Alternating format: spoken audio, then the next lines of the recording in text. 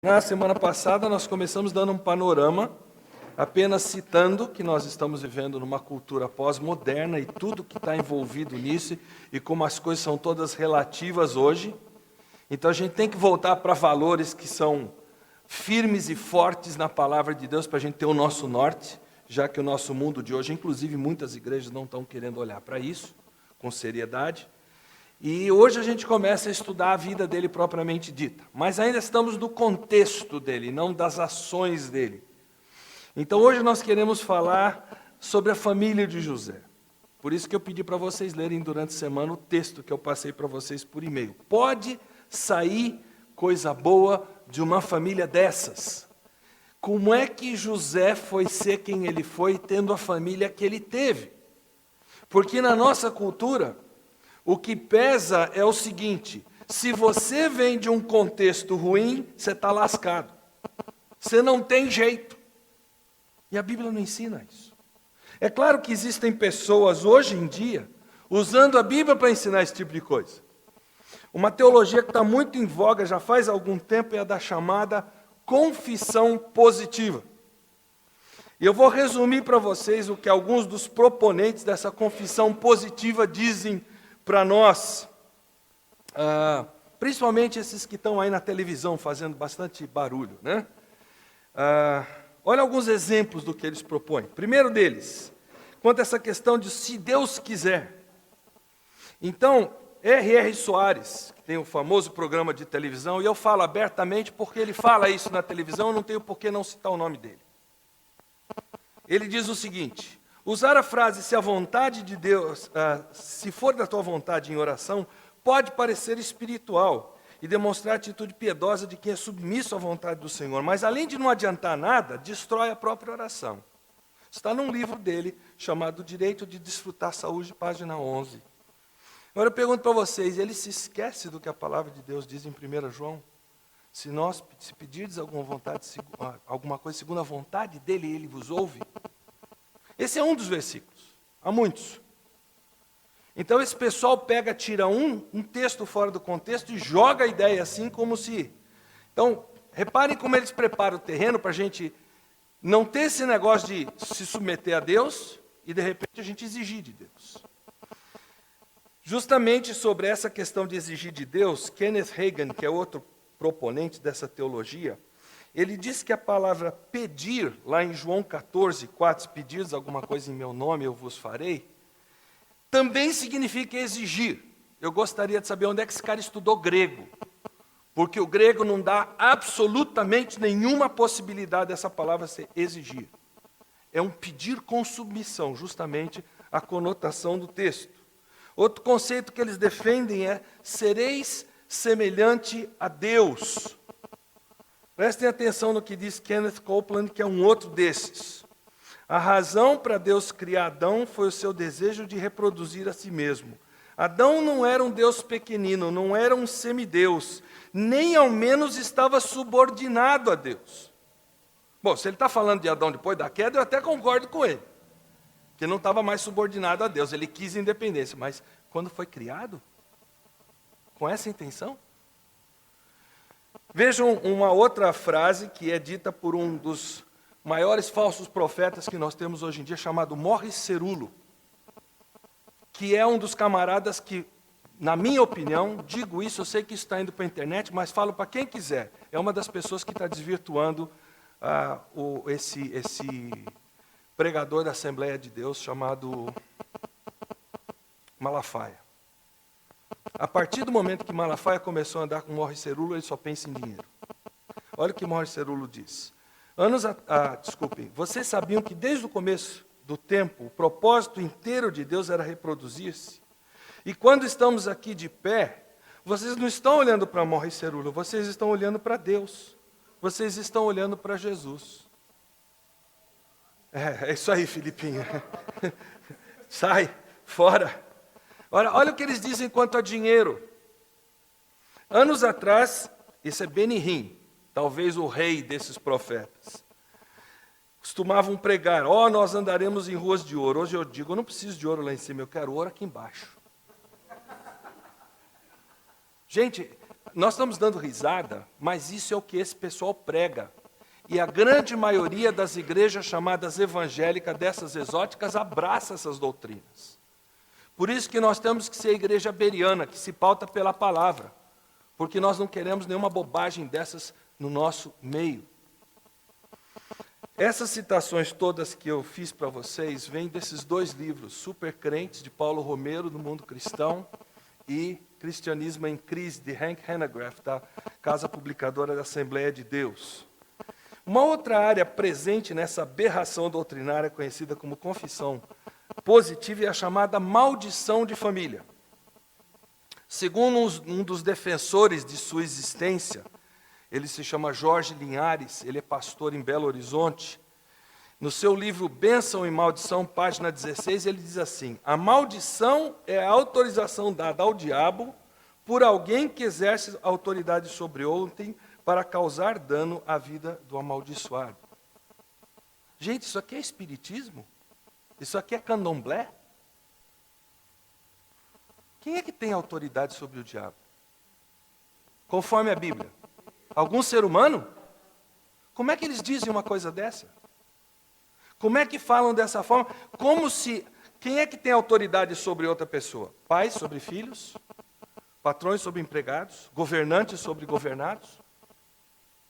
Então qualquer pessoa que está em autoridade pode pegar e chegar para o diabo e ordenar para ele para amaldiçoar uma outra vida. É assim que funciona? Gente, infelizmente, esse homem é pastor de uma grande igreja chamada evangélica. Tem quase 20 mil membros. Segundo esses mesmos proponentes, a maldição opera cegamente, atingindo qualquer um ao seu alcance. Ela vai se transmitindo indefinidamente, através do tempo, até que um especialista em quebra de maldições atue. A coisa ela chega a ser hilária, de tão ridícula que ela é. O que está dentro dessas crenças chamadas hoje de cristãs são fortes elementos místicos, de espiritismo, de psicoterapia freudiana mistificada, por exemplo, como a transferência de culpa do pecador para os seus ancestrais. Ah, não, quem é culpado é meu bisavô. E aí a pessoa já não tem mais culpa diante de Deus.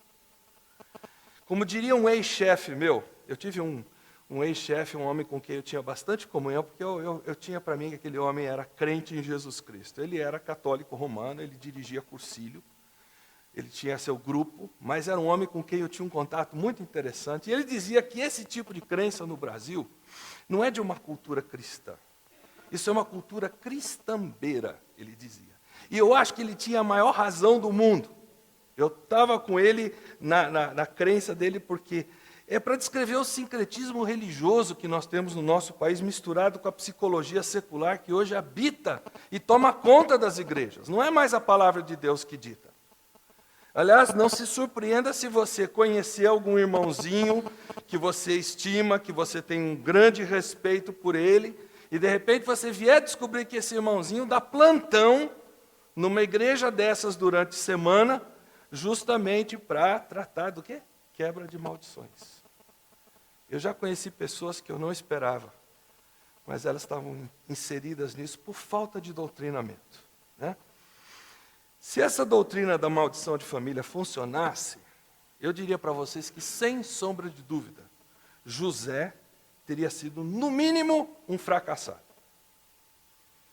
Ele não teria a mínima chance de ser usado por Deus como ele foi, nem em sonho.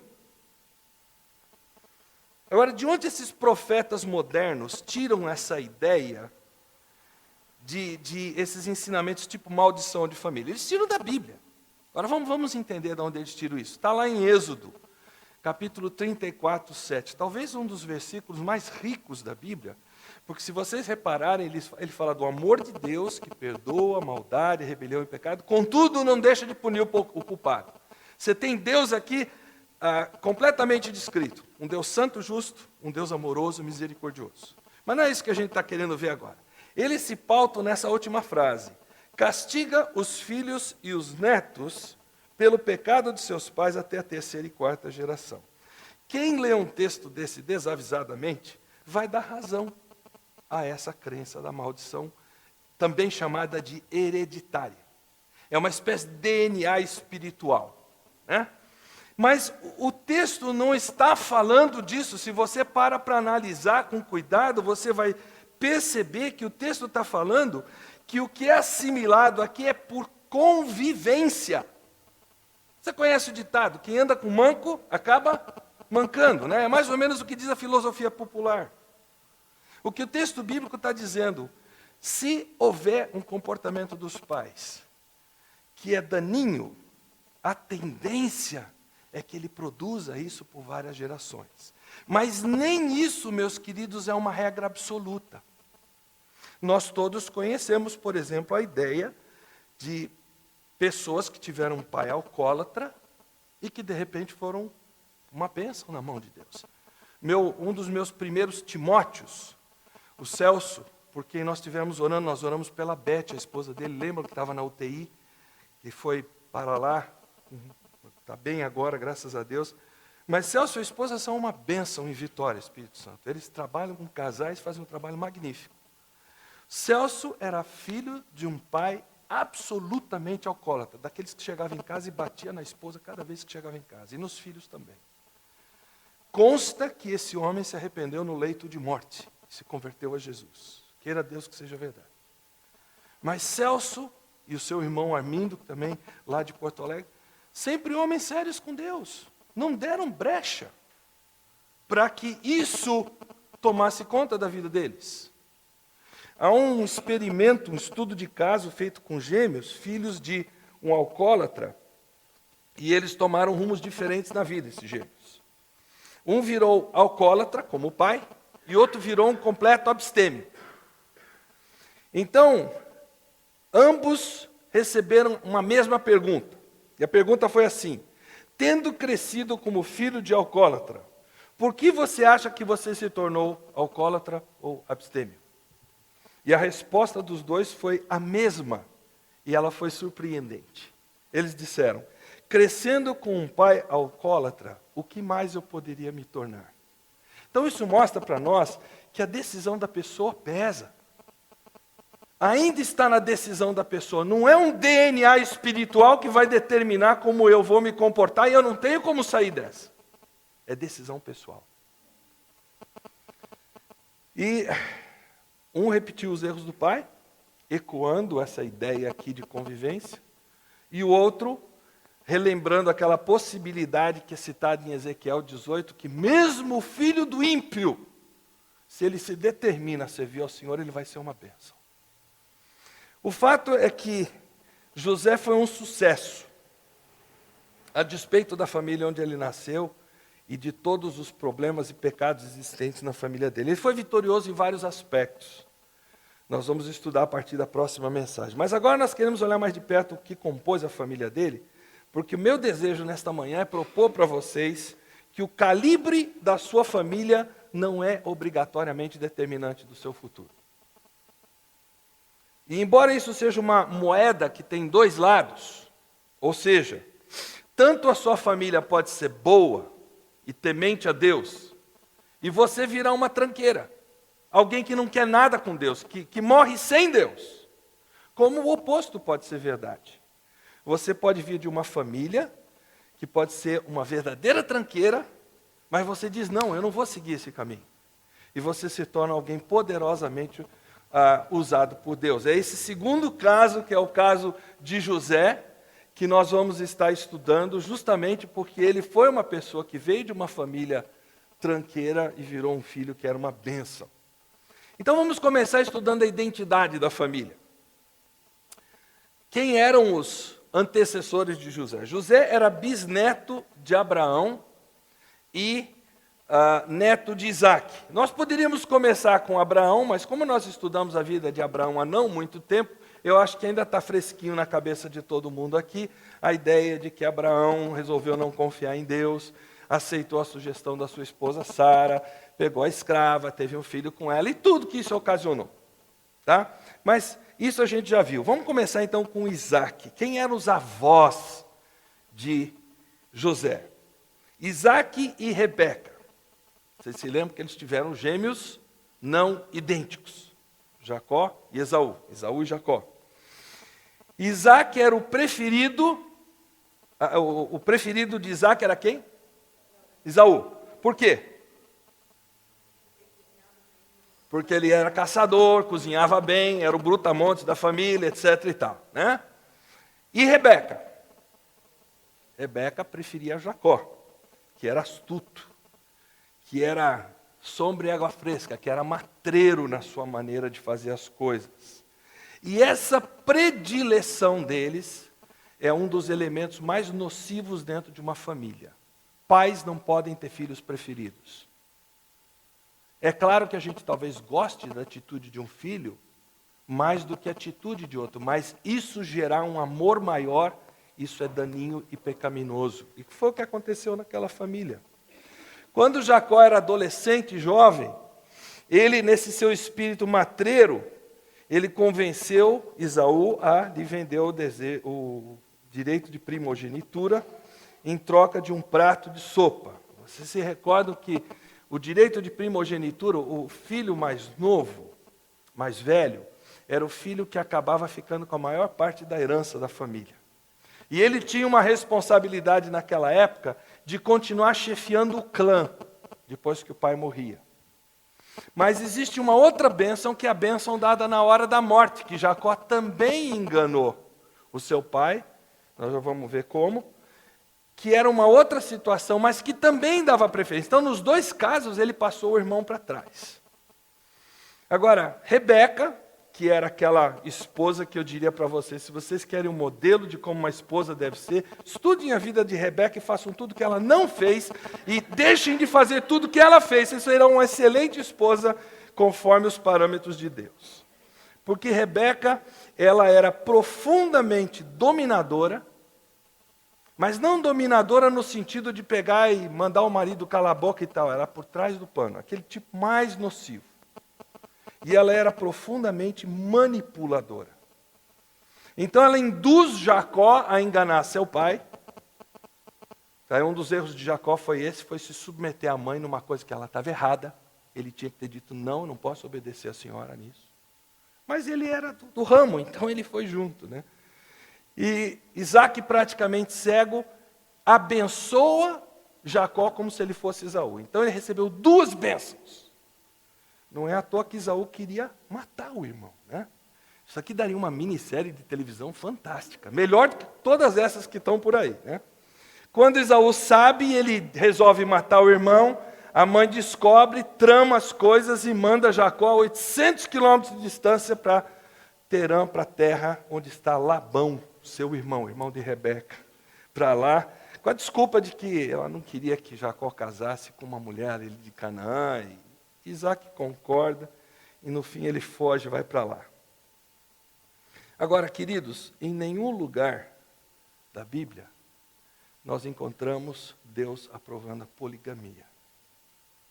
Deus tolerou a poligamia, mas Deus nunca teve em seus planos um casamento polígamo. E a sequência dessas uniões múltiplas não pode dar bom resultado. E foi exatamente isso que adveio da queda, esse tipo de imagem que o homem construiu do casamento, que passou a ser uma imagem distorcida do que Deus havia planejado, que tomou conta da vida de Jacó. E José nasce nesse ambiente. Então, os pais e os irmãos de José, quem eram? Bom, Jacó havia enganado seu irmão Esaú, ele trabalha 7 anos por Raquel, e ele começa a ser enganado, começa a receber a paga do que ele fez já aqui na terra. Não é que você recebe a paga de tudo que você fez aqui na terra, mas você também recebe aqui. Porque a lei do semear e colher, ela é universal. E ela é tanto temporária quanto eterna. Ela vale dos dois lados. Então ele recebe Lia, e vocês conhecem a história. Aí Labão chega para ele e fala assim, rapaz, vou fazer um negócio de pai para filha aqui. A gente não dá a filha mais velha, mais nova, a gente tem que dar a mais velha. Mas se você for bonzinho e trabalhar mais 7 anos, eu te dou Raquel. E a única coisa que você precisa esperar é passarem os 7 dias de comemoração do casamento de Lia. Eu já te dou Raquel, você não precisa esperar os 7 anos passar. E ele entrou nessa, e ele recebeu Raquel, que era realmente a sua amada. Mas vejam bem, Jacó e Lia tiveram 4 filhos. Raquel era estéril, ela não podia dar filhos a Jacó. Então ela dá Bila, a sua serva, a Jacó, para ela não ficar atrás de Lia, para ela não ficar menos amada do que Lia. Então Bila dá 2 filhos para Jacó. Quando Lia não podia mais gerar filhos, ela não queria ficar para trás, então ela dá a sua escrava para Jacó, chamada Zilpa. E Jacó tem com ela mais 2 filhos e Lia, 2 filhos e uma filha. E aí Lia volta a engravidar e tem mais 2 filhos. Desculpe, aí é que ela tem 2 filhos e uma filha. Ela teve 2 filhos com Zilpa. Então, a verdadeira esposa de Jacó, até essa altura, ela não tinha tido filhos. E ela clama quem podia dar para ela os filhos, Deus. E Deus abençoa Raquel, ouve a oração dela e ela dá à luz a José. Então, Jacó tinha sua esposa predileta e ele passa a ter seu filho predileto. O filho dos seus sonhos. Agora, dá para a gente tentar imaginar a bagunça que era essa família? Imagine os relacionamentos. Eu quero que você volte no tempo, no seu lar. E lembre, se você tem 1, 2, 3, 4 irmãos, eu não sei quantos. Lembre das coisas que aconteciam dentro de um lar que tem 2 filhos, que seja. Em que há alguma intriga entre os irmãos. Agora, imagine 12, 11 irmãos, daqui a essa altura 10 ainda, porque Benjamim não era nascido. Imagine como é que era o ambiente. As tramóias todas. Agora, interessante é que antes de José vir ao mundo, tanto Jacó quanto Isaac, eles viveram vidas onde o meio ambiente era um meio ambiente de trapaça, manipulação e traição. Essa era a história das famílias deles. Então, esses relacionamentos confusos de Jacó resultaram numa mesma família por onde passaram um pai polígamo, 4 esposas e os filhos todos dessa prole, né? Eu repito para vocês, se isso virasse tema de novela de televisão, faria um sucesso tremendo. É o que hoje em dia é chamado de família disfuncional. Eu não gosto do termo não, mas eu vou usar aqui só a guisa de a gente entender. A família complicadérrima. Então, dentro dessa família, a única filha de Jacó era Diná. E Diná acaba sendo violentada por um governador da região chamado Siquém. E o que se seguiu foi uma verdadeira chacina por parte dos irmãos e meio-irmãos dela. Roubos e imoralidade se tornaram uma constante nessa família. Tanto que Jacó não confiava nos filhos. Você já pensou um ambiente em que pai não confia no filho? Filho, você vai administrar aquela minha loja de carros. Mas o pai fica assim, o filho vai me passar para trás. Era assim que Jacó se sentia o tempo todo. O caso eram os rebanhos, né? Então a pergunta que a gente tem que fazer, voltando lá àquele texto de Ezequiel, que vocês guardaram, será que esses filhos não estavam cumprindo Ezequiel 34:7? Por escolha pessoal. Deus castiga os filhos e os netos pelo pecado de seus pais até a 3ª e 4ª gerações. Mas não é herança de família, não é maldição hereditária. É uma escolha própria. E é nesse ambiente que José nasce e cresce. Agora, logo aos 10 anos de idade, José perde a sua mãe. Porque Benjamim nasce e Raquel morre no parto.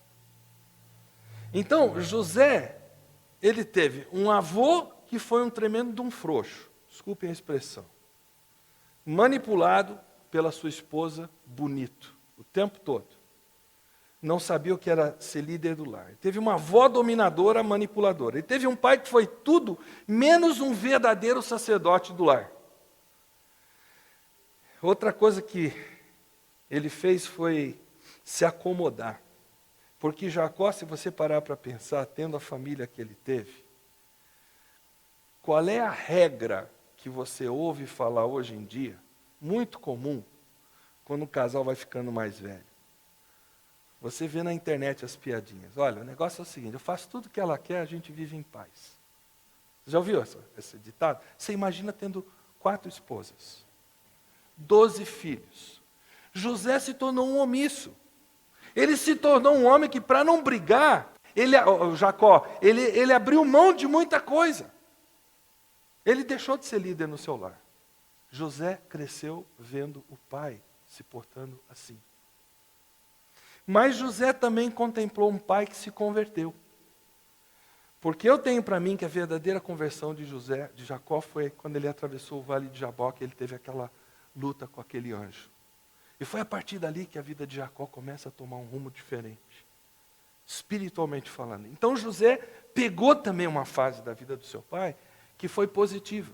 E eu imagino que foi daí que ele tirou grande parte dos ensinamentos sobre Deus que ele aprendeu. Então ele aprendeu de 2 fontes. Ele aprendeu de um pai que cometeu erros, ele disse, eu não quero cometer esses mesmos erros. Mas ele aprendeu de um pai que aprendeu a conviver com o Deus verdadeiro e teve a sua vida transformada. Então ele teve os 2 lados da vida desse pai, então foi uma coisa interessante. Agora, como é que foram os relacionamentos dele com o seu pai? Bom, eu já falei um pouquinho sobre isso, né? Eu creio que a visão adequada de Deus que José passou a ter não foi apenas de visões que ele teve. Ele teve um aprendizado em casa, lado positivo e lado negativo, como eu já falei para vocês, né? Dos 10 aos 17, que foi quando ele foi vendido para o Egito, ele tinha um pai convertido. Então, na adolescência dele, ele aprendeu com um pai que estava aprendendo a caminhar com Deus. Agora, José se tornou muito sensível à presença de Deus, à voz de Deus, e desde bem jovem. E nós sabemos pela Bíblia que Deus o havia escolhido, e José, logo cedo, começa a se conscientizar disso. Através de sonhos e visões, Deus começou a dar a José a certeza de que ele o escolhera para algo muito especial. E quando nós estudamos alguns aspectos de José, nós logo percebemos que ele foi íntegro na sua maneira de lidar com os problemas, ele foi perseverante. Talvez em contraste com o seu pai, que ia muito conforme a maré, antes de se converter. Foi alguém que decepcionou em várias oportunidades. Mas no momento em que ele se reencontrou com Esaú, que a experiência com Deus, a vida de Jacó mudou, então penso eu que José tenha tido um período da vida do pai em que ele aprendeu positivamente com o pai. E com os irmãos, como é que era o relacionamento? Bom, o que vocês acham? Dava para ser um relacionamento legal? Não tinha como. A Bíblia diz, no que depender de vós, tende paz com todos. No que depender de vós.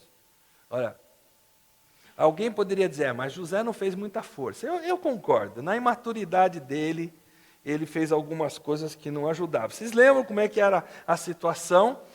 Jacó era um bom administrador. Por isso que quando ele vai trabalhar com Labão, ele enriquece. Deus não vai abençoar uma pessoa que é largada, que não quer saber de nada.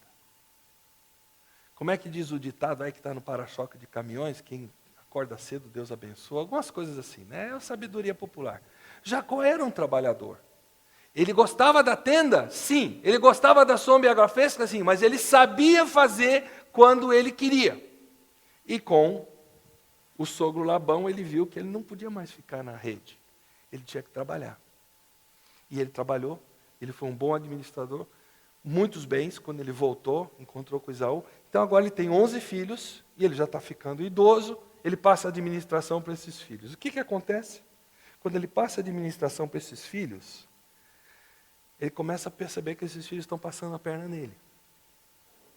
E José foi um homem criado com uma índole de fazer o que é correto diante de Deus. E aí ele começa a descobrir que os irmãos estão fazendo tramóia com o pai, e ele faz o quê? Ele vai lá e conta para o pai. Ele era um simples dedo duro? Não. Ele era um homem legitimamente motivado por se fazer o que é certo. Então ele contava para o pai e os pais ficaram sabendo.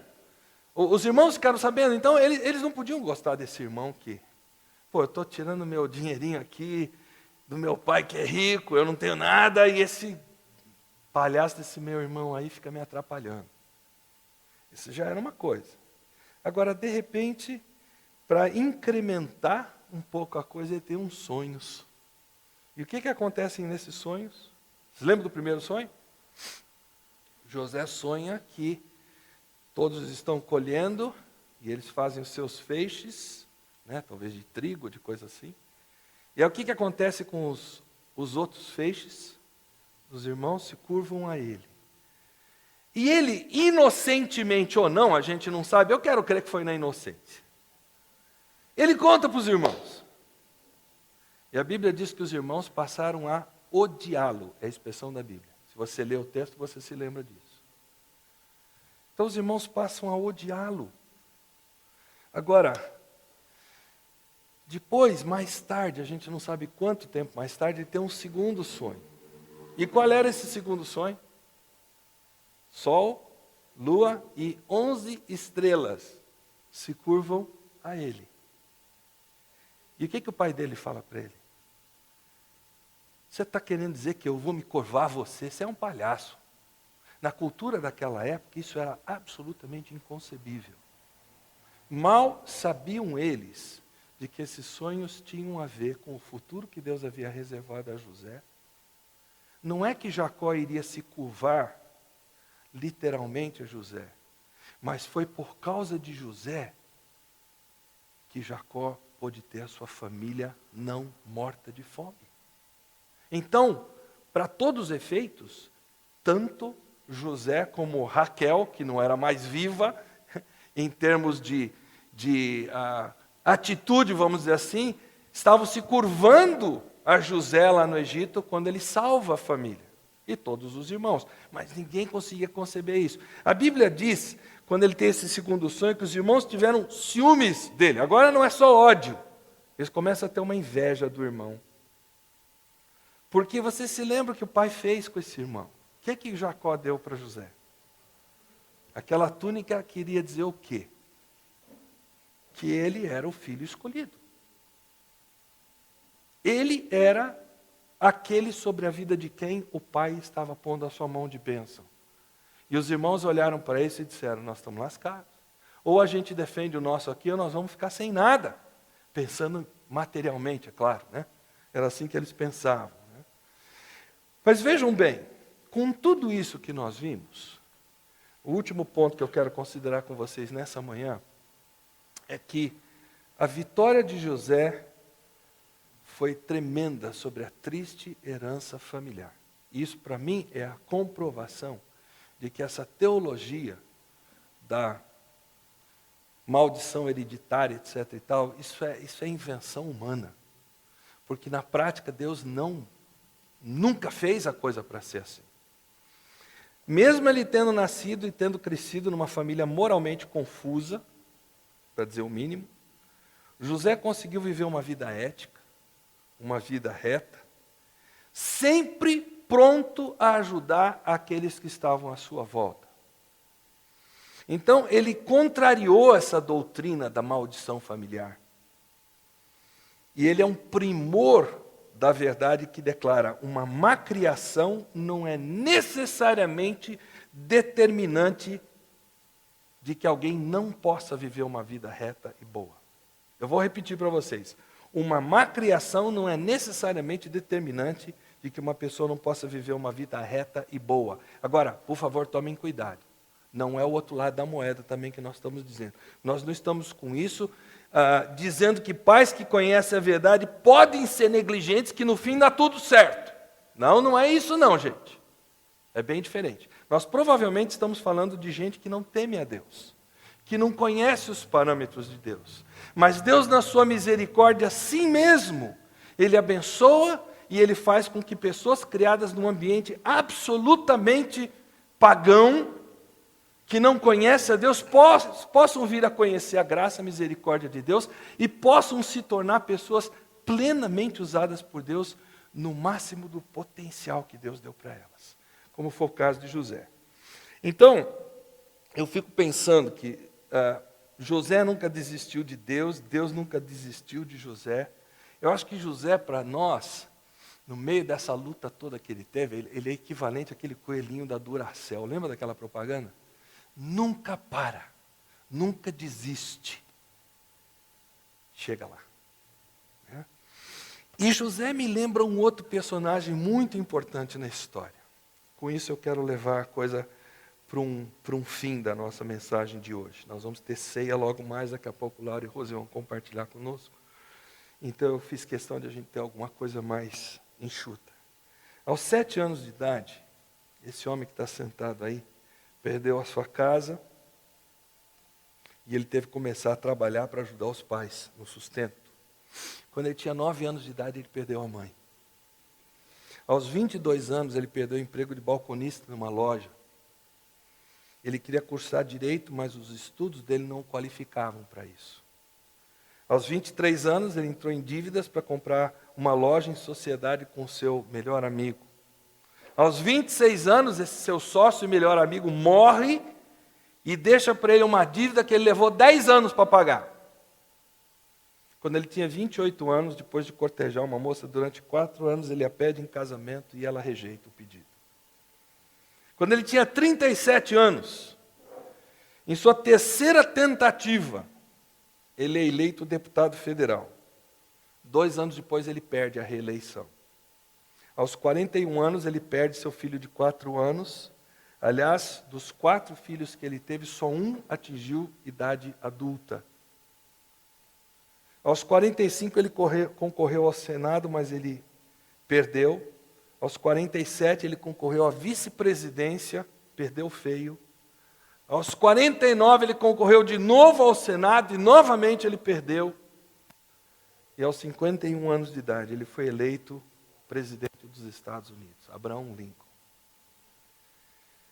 Certa feita, Abraham Lincoln declarou o seguinte a respeito de Deus: eu tenho sido levado a me ajoelhar pela convicção avassaladora de que eu não tenho ninguém mais a quem recorrer.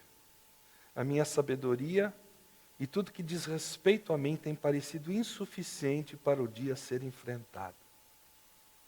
Abraham Lincoln, assim como José, creu no Deus que plantou uma visão no seu coração. Um sonho de fazer alguma coisa extraordinária para Deus. Aliás, John Haggai tem uma frase que eu acho muito interessante. Ele diz assim: tente fazer alguma coisa tão grandiosa para Deus, que essa coisa esteja fadada ao fracasso, a menos que Deus esteja nela. E foi assim que esses homens viveram. Foi com essa convicção que eles viveram. E embora ambos passaram por momentos muito difíceis, cada um do seu jeito, cada um dos dois foi a prova mais viva que, se nós confiamos no Deus que nos faz sonhar, e vocês estão entendendo o que eu estou dizendo por sonho aqui, aquele desejo, aquela vontade, aquela forma de olhar para o futuro e pensar em querer fazer alguma coisa para a glória de Deus. Se nós confiarmos nesse Deus que nos faz sonhar, nós não precisamos desistir dos nossos sonhos. A trajetória de José foi muito interessante. Ele, de predileto do seu pai, ele foi parar no poço que os irmãos invejosos o colocaram. Do poço, ele foi parar no palacete de Potifar. Do palacete de Potifar, ele foi parar na prisão. Mas da prisão, ele foi para o palácio do homem mais poderoso do mundo. E ele veio a ser o seu braço direito. Eu quero concluir com isso. Eu não sei se nós temos alguém aqui, nessa manhã, que tenha tido uma história de família complicada. Talvez até um pouco parecida com a de José, de um jeito ou de outro. Relacionamentos tensos, desconfianças, tramóias, por trás das costas. E talvez não seja apenas isso, talvez sejam os reveses da vida que você tem enfrentado até aqui. e que tem feito você pensar que talvez o futuro que lhe esteja reservado seja apenas de um cidadão, de um cristão de segunda classe. Eu vou perguntar para vocês o seguinte: vocês já pensaram no que seria do mundo se homens como José e Abraão Lincoln tivessem se entregado a esse pensamento? Tivessem desistido dos sonhos que tiveram, na primeira dificuldade?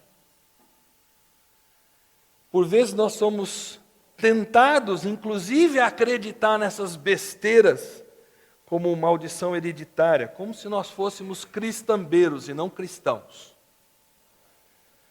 Não cristãos que se pautam pela palavra de Deus, pelo menos. E quando isso acontece, a gente tende a virar presa do desânimo, da vida cristã caracterizada por mediocridade, e por vezes até de coisas como depressão e remédios escravizadores. Eu queria que você curvasse a sua cabeça em oração nesse momento, que nós vamos estar começando a nos preparar para a ceia. E eu vou pedir quem vai nos ajudar com a ceia que já se prepare para pegar esses elementos. Mas eu queria que vocês se perguntassem aí no seu coração: será que José se deixou influenciar pela triste e complicada herança familiar que ele recebeu? Houve algum momento na vida de José em que ele deixou isso interferir? Será que eu preciso viver em derrota, preso ao passado, ou eu posso encarar as dificuldades como provas que Deus está colocando na minha vida para forjar o meu caráter para a glória dele?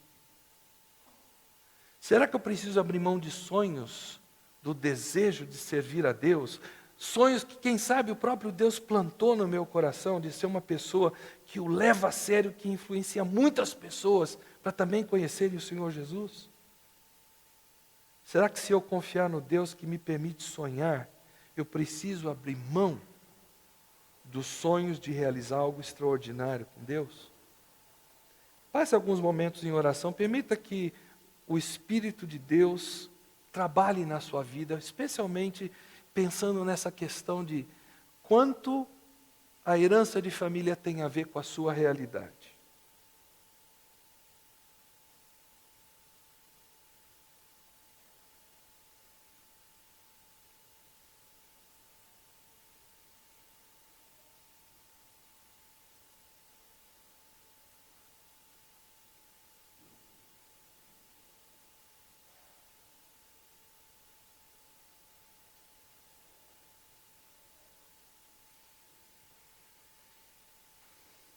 Pai, como é abençoado a gente ler na Tua Palavra que tudo que foi registrado nela foi para nosso aprendizado. O Senhor não deixou nada ser registrado aqui por acaso, Pai. Para a gente aprender, para a gente ser edificado, ser encorajado, ser alertado para certos perigos, de certos buracos a gente não cair, evitá-los. Nós Te louvamos, ó Pai, porque o Senhor nos enche de esperança, quando nós olhamos para o fato que o Senhor é um Deus misericordioso, gracioso, que olha para o coração daquele que diz: eu posso vir de um pano de fundo não encorajador, que não entusiasma, mas eu quero ser alguém para a glória de Deus. E quando existe esse clamor de coração, o Senhor o ouve. E o Senhor o abençoa. E o Senhor dá graça para que isso seja realidade. Pai, eu gostaria que nesse momento que nós estamos nos preparando para a ceia, que o Senhor estivesse trabalhando no coração de cada um. O Senhor conhece os desejos, os sonhos, as frustrações, as expectativas quebradas que cada um aqui tem. E o Senhor pode trabalhar para que o Senhor tenha nas mãos uma igreja que seja de pessoas convictas de que quem se propõe a viver para a glória de Deus, conforme a Tua palavra tanto promete, vai viver em vitória, vai ser usado para a Tua glória. Nós oramos, agradecidos em nome de Jesus. Amém. Eu vou pedir que o Alexandre e a Zilda venham à frente aqui. Eles vão começar a servir a ceia. E eu queria que você continuasse ao participar da ceia. E eu quero dizer que a ceia é algo que nós participamos como igreja, como indivíduos, mas em comunhão em igreja. E ela é reservada àqueles que um dia colocaram a sua fé em Jesus como seu Salvador. Se você não colocou a sua fé em Jesus como seu Salvador, a Bíblia alerta você para não participar. Não é que nós estamos proibindo, eu não posso proibir nada, não é minha ceia. A ceia é do Senhor, diz a palavra de Deus. Mas o Senhor diz para você tomar cuidado em não participar levianamente. E talvez você esteja com alguma coisa no seu coração ainda por acertar. Alguma coisa que está fora de prumo. E quando existe essa situação, a Bíblia diz que nós precisamos acertar isso, para participar de forma correta da ceia. Vamos supor, já que nós estamos falando de relacionamentos aqui, existe algum relacionamento que ficou atrapalhado. Ele precisa ser trabalhado. Então proponha-se diante de Deus a acertar isso, peça perdão, confesse seu pecado ao Senhor e proponha-se a conversar com a pessoa terminada a ceia, ou se ela não estiver aqui no primeiro momento, e aí participe. Mas eu gostaria que você continuasse ao receber esses elementos, pensando nessa ideia de relacionamentos, herança familiar e tudo mais, e pedindo a Deus que dê para você uma visão, através da vida de José, que seja: eu posso ser para Deus, que ninguém mais pode ser, porque eu sou único. Deus me criou único, única. E ninguém vai cumprir esse meu papel, somente eu, pela graça de Deus.